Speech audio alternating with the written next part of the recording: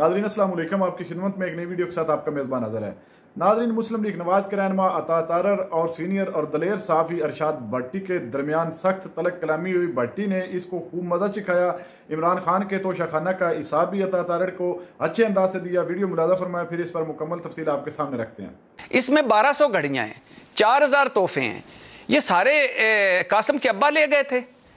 कुछ जो 11 घड़ियां नवाज शरीफ साहब भी ले गए थे, गाड़ियां भी वो ले गए थे। शाहिद खान अब्बासी साहब 13 घड़ियां ले गए थे, जरदारी साहब 10 घड़ियां ले गए थे।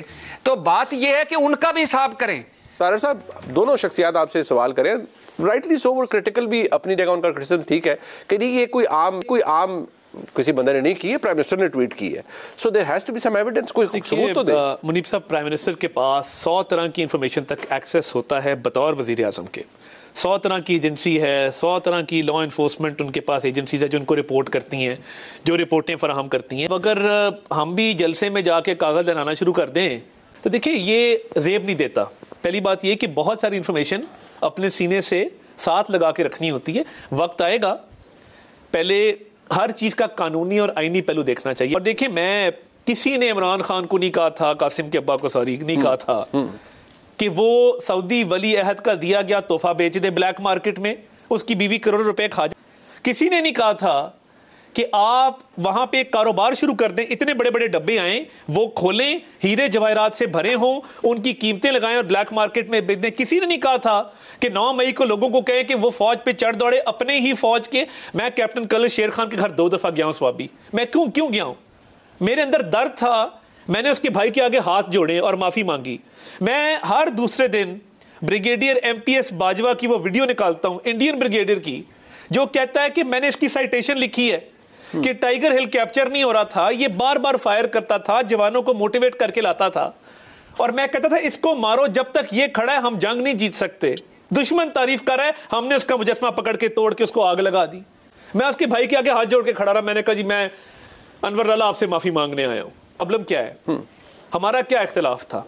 हमने आज तक नाम नहीं बिगाड़ा, हमने आज तक गालियां नहीं दी, हमने आज तक इस तरह की ट्वीटें तस्वर नहीं है। हम क्या कहते थे? हम कहते थे कि आपकी तरफदारी है, आप एक पॉलिटिकल आप न्यूट्रल हो जाए। इदारे ने माना ना, फिर या तो बाजवा साहब ना कहते आके कि हम न्यूट्रल हो गए आज के बाद। उनकी पार्टी का जो तकरीर थी उसके अंदर उन्होंने आके खुद कहा कि हम न्यूट्रल हो गए।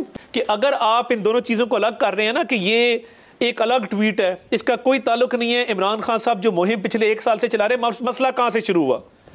मसला वहां से शुरू हुआ कि जब कहा गया कि आपकी जो ऑनरेबल बेगम साहिबा हैं वो ये कारोबार करती हैं और ये फरा गोगी साहब हैं ये वो कारोबार करती हैं। वो दिन और आज का दिन वो एक कल्ट है। आपको ये बात समझना होगी कि बाकायदा फाल निकाले जाते हैं। शाम को दम का सर्कल होता है, सर्कल में बैठते हैं, कौन सा केस कहां जाना है, क्या करना है। मैं आपको क्या बताऊं, मैं देखिए मैं फट पड़ा हूं। क्यों? क्योंकि वो एक ब्लाइंड कल्ट है। अब कासिम के अब्बा को परसिक्यूशनरी डिल्यूजन्स भी हैं। अच्छा जी। और वो बात नहीं सुनना चाहते ना। अब तोशा खाना में 1 साल हो गया वो केस चल रहा है। ओ भाई, ये ब्लैक मार्केट में तोहफा कौन बेचता है? मुनीब साहब, आज मैं आपको तोहफा दूं, जी, कोई कीमती घड़ी लाके आपको दूं, आप ब्लैक मार्केट में बेच के उसके पैसे खा जाए, अकाउंट में भी जमा ना कराएं। मैं तो प्राइवेट कैपेसिटी में दे रहा हूं। स्टेट का तोहफा है, ये कैसी हरकत है?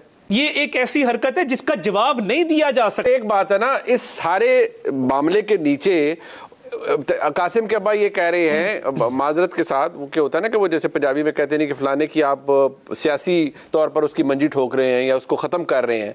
आप इस सारे चक्कर में PTI को खत्म कर रहे हैं और ये भी एक बहाना है जिस चक्कर में खत्म कर रहे हैं। ये बहुत बड़ा केस है। वो कहते हैं पूरी रियासत ये कर रही है। इंटरनल पॉलिटिक्स को समझे।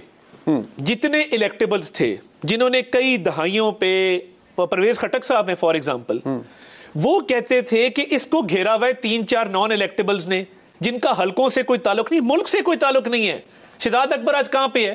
शहबाज गिल आज कहां पे है? ये 3-4 लोग थे जिन्होंने खान साहब का माइंड था, मगर जिन्होंने इस बात पे कन्विंस किया कि आप जब तक अपने फौज को, अपनी सिक्योरिटी एजेंसीज को टारगेट नहीं करेंगे, आपकी सियासत आगे नहीं चलेगी।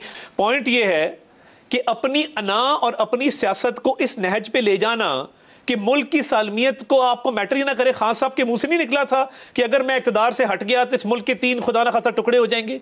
ये किसने कहा था? उन्होंने कहा मैं ये ज्यादा खतरनाक हो जाऊंगा। बट सवाल ये है कि आप अगर उसको एक सियासी पर्सपेक्टिव से देखें तारर साहब, हमने तो उस दौर में मिसाक मईशत की बात की थी जिस दौर में हमारे से बात कोई नहीं करता था, जेलों में डाल रहे थे। कश्मीर पे हमने बात की। बट अब क्या लेजिटिमेसी होगी? वो कह रहे हैं मेरी जमात फारिग कर दी है, लोगों को आपने तोड़वा दिया है, भगा दिया है। क्या बताएं ना, या तो हो ना 1997 से जो कारकुन थे वो मुतहरक थे, आइडियोलॉजिकली इमरान खान से मोहब्बत करते थे, फवाद चौधरी साहब, फिरदौस आशिक अवान साहिबा, शाह महमूद कुरैशी साहब, कभी पार्टी तब्दील नहीं की थी इन लोगों ने। देखिए हम 2 फिल्ट्रेशन प्रोसेस से गुजरे हैं, हमें इतनी दाद जरूर दें कि मुशर्रफ के दौर में हमारी फ्रंट लाइन में से बहुत सारे लोग नहीं टूटे। दोबारा जब ये दौर आया जो हमने मुश्किल काटी पनामा के बाद, हमारे बहुत सारे लोग नहीं टूटे। ये जो इस दफा मतलब अब मैं क्या कहूं, जो फेरा गया है सब कुछ, इसकी इंटेंसिटी बड़ी ज्यादा है। कोई फेरा नहीं जाता भाईजान। काश मैं आज आपके और अता भाई के साथ बैठा होता और थोड़ी सी रूहानियत मुझ में भी आ जाती। दोनों ही दिलों के भेद और दूर की कौड़ी लाते हैं। दोनों को पता है कहाँ मंतर छू मंतर हो रहा है, कहाँ दम दरूद हो रहे हैं आज भी। तो इतनी दूर से माशाल्लाह सैटेलाइटी रूहानियत जो है वो अगर होता है या नहीं होता है वो तो एक है, चलो उसको वो समझ जाना। और आपका लाहौर में बैठ के मेरे दिल में घुस के तो समझ जाना, जो दोनों चीज़ें सच्ची साबित है। तो काश मैं इन 2 असर हाजिर के अजीम पीरों के साथ चंद लम्हे गुजार सकता। देखिए पहली बात तो ये है कि 2-3 बातें तारड़ साहब ने बड़ी खूबसूरत की। हमने कहा 9 मई जो है, फिर एक मरतबा कह दूं और एज ए पाकिस्तानी कह रहा हूं, बिलीव मी, खुदा की कसम, मैं कोई डर कोई खौफ, जिस दिन कोई डर आ गया कोई खौफ आ गया उस दिन मैं ये पेशा छोड़ दूंगा या इससे निकल जाऊंगा। 9 मई को जस्टिफाई नहीं किया जा सकता। अब वजीर आजम, बड़ा हसास मामला है तारड़ साहब ने कहा है, तो हसास मामले में वजीर आजम ने को क्या ट्वीट करके कोई उनको क्या ज़हनी तसल्ली मिली थी, तस्कीन मिली थी? अगर इतना ही सेंसिटिव मामला था तो चंद लम्हे, चंद घंटे, चंद दिन रुक जाते। ट्वीट तो उन्होंने फरमा दिया ना, और अब सबूत मांगे जब तो वो कहते हैं ये बड़ा सेंसिटिव मामला है, इस पे इस तरह ना करें। भाई क्यों ना करें? मुझे कैसे पता चला? वजीर आजम पाकिस्तान से पता चला। वजीर आजम पाकिस्तान को कैसे पता चला वो बताएं और हम हमारे सामने रखें, पहली बात। दूसरी बात यह है कि आप सही कह रहे हैं कि इमरान खान साहब से एक एक तोहफे का हिसाब लें। इमरान खान साहब का अपना मयार पहले दिन से मैं कह रहा हूं कि यह था कि हुक्मरानों के को तोहफे लेने नहीं चाहिए, तोहफे छुपाने नहीं चाहिए, और फिर उन्होंने बेच दिए। ये सारे इखलाकियात और उनके अपने मयार और कानून तो छोड़े ना, ये उससे नीचे की बात है। लेकिन भाईजान मुझे आप अपना क्यों नहीं भूल जाते? तारड़ साहब लाहौर में होते हैं और काबीना को इस्लामाबाद में जूम पर तोशा खाना के ये स्पेशलिस्ट हैं। ये जो 20 साल रिकॉर्ड से हुआ है 446 सफ़ात का, इसमें 1200 घड़ियां हैं, 4000 तोहफे हैं। ये सारे कासिम के अब्बा ले गए थे। कुछ जो 11 घड़ियां नवाज शरीफ साहब भी ले गए थे, गाड़ियां भी वो ले गए थे। शाहिद खान अब्बासी साहब 13 घड़ियां ले गए थे, जरदारी साहब 10 घड़ियां ले गए थे। तो बात यह है कि उनका भी हिसाब करें। ये उनका कहां से आ गया कोई 5% रूल्स रिलैक्स गड्डियां वड्डियां? ये रोज भाषण देते इन्होंने जमहूरियत के, सिविलियन बालादस्ती के, वोट की इज्जत के। और यार आपने तोड़ दिया, आपने सुप्रीम कोर्ट के फैसले रोन दिए, आपने मनपसंद अपनी एक जाली, जो कल तक आपकी जाली पार्लियामेंट थी, लेकिन उससे वो जिससे जाली पार्लियामेंट जो कल तक कहते थे वो खोए मलाई वाली असली हो गई, उससे अपनी कानून साजियां कर ली। जैसे कि आपने वीडियो मुलाजा फरमाई, नाज़रीन, मुस्लिम लीग नवाज में जो चंद एक अहम लोग हैं ना, जिनमें अता तारड़ का सरफरिस्त नाम है, इनको सवाई इल्जामात लगाने की और कोई काम भी नहीं है। और खास करके इनके जो पेट में दर्द है या इनके सर पर जो गुबार चढ़ा है वो इस बात का है 9 मई का वाकया और तोशा खाना का केस, जिसको लेकर ये बड़े परेशान है। अभी तो ये बल्ले के पीछे भी भागे हुए हैं, लेकिन आए रोज ये नए उच्च हथकंडे इस्तेमाल कर रहे हैं और नए घिनौने इल्जामात लगा रहे हैं। क्या इनको अपना माजी याद नहीं है, जिस पर अरशाद भट्टी ने बड़े अच्छे अंदाज से और बड़े मीठे अंदाज से इसकी अच्छी और खूब चित्रोल की और इनको इनका माजी याद दिलवाया कि किस तरह तोशा खाना के साथ आपने गद्दारी की।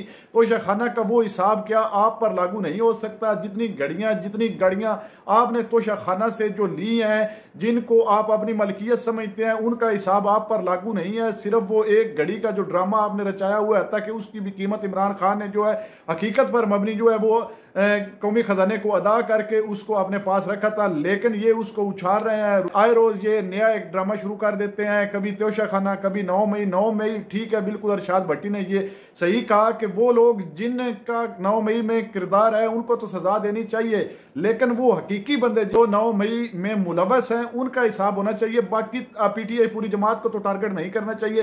हत्ता कि इस वक्त मुस्लिम लीग नवाज जो है, इनके अंदर एक खौफ सा लगा हुआ है इमरान खान की मकबूलियत को देखकर, और ये आए रोज नया ड्रामा शुरू कर देते हैं। अता तारड़, इसमें तो शर्म या नाम की चीज ही नहीं है, और सिर्फ मुस्लिम लीग नवाज में ये झूठ बोलने के लिए और उनके झूठों को साजिश साबित करने के लिए रखा गया है। नाज़रीन, आपने वीडियो मुलाजा फरमाई है, क्या अरशाद भट्टी ने अता तारड़ के साथ ठीक किया या गलत? कमेंट सेक्शन में अपनी कीमती राय लाजमी दीजिए, और अगली वीडियो तक आपने मेजबान को दीजिए इजाजत। अल्लाह हाफिज।